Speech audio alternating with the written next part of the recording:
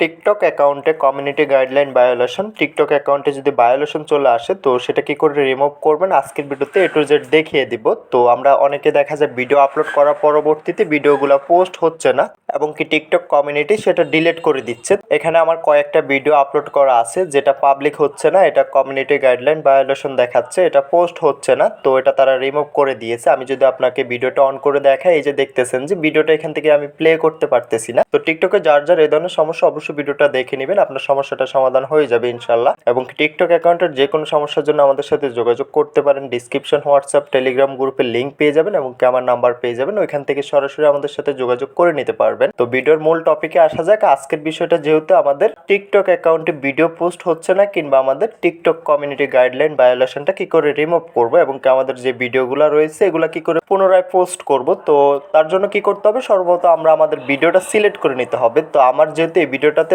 Violation এসেছে তো সেই ক্ষেত্রে আমি ভিডিওটা ওপেন করে নিলাম। ভিডিওটা ওপেন করার পরবর্তীতে এখান থেকে ভিডিওটা প্লে হচ্ছে না, নিচে একটা অপশন পেয়ে যাব কমিউনিটি গাইডলাইন ভায়োলেশন নামক একটা অপশন পেয়ে যাব, এটাতে ক্লিক করে দিতে হবে। তো আমি এই অপশনটাতে ক্লিক করে দিলাম। অপশনটাতে ক্লিক করে দেওয়ার পরবর্তীতে এখান থেকে বলতেছে যে video remove.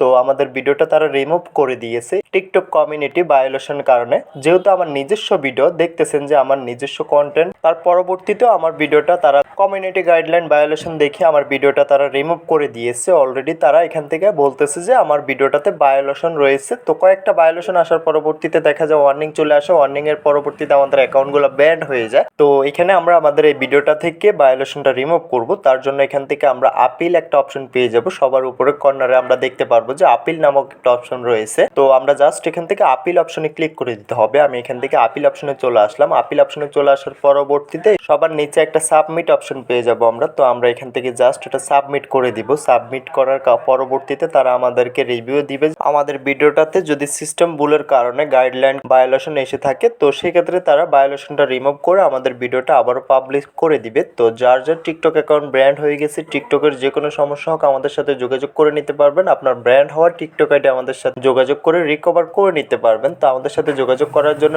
Description, WhatsApp, Telegram গ্রুপের লিঙ্ক দেওয়া আছে, এখান থেকে সরাসরি আমাদের সাথে যোগাযোগ করতে পারেন। এবং টিকটক অ্যাকাউন্টের যাবতীয় সকল ধরনের সমস্যা ভিডিও আমাদের চ্যানেলে আপলোড করা আছে, এখান থেকে চাইলে আপনি ভিডিও দেখে আপনার সমস্যাটা সমাধান করে নিতে পারবেন। তো আজকের বিষয়টা যেহেতু আমাদের টিকটক অ্যাকাউন্টের ভায়োলেশন নিয়ে, তার জন্য শুধুমাত্র ভায়োলেশনের সমস্যাটাই দেখানো হলো। তো টিকটকের যাবতীয় যে কোনো সমস্যার জন্য আমাদের সাথে যোগাযোগ করতে পারেন, ইনশাল্লাহ সমাধান করে দেওয়া যাবে। তো ভিডিওটা আজকে এতটুকুই, দেখা হচ্ছে নেক্সট ভিডিওতে। সবাই ভালো থাকবেন। যাওয়ার আগে একটি কথা, যারা এখনো চ্যানেলটা সাবস্ক্রাইব করেন অবশ্যই চ্যানেলটা সাবস্ক্রাইব করে পাশে থাকা বেল আইকনটা প্রেস করে দিবেন। নিত্য নতুন ভিডিও পেতে অবশ্যই বেল আইকনটা প্রেস করতে ভুলবেন না।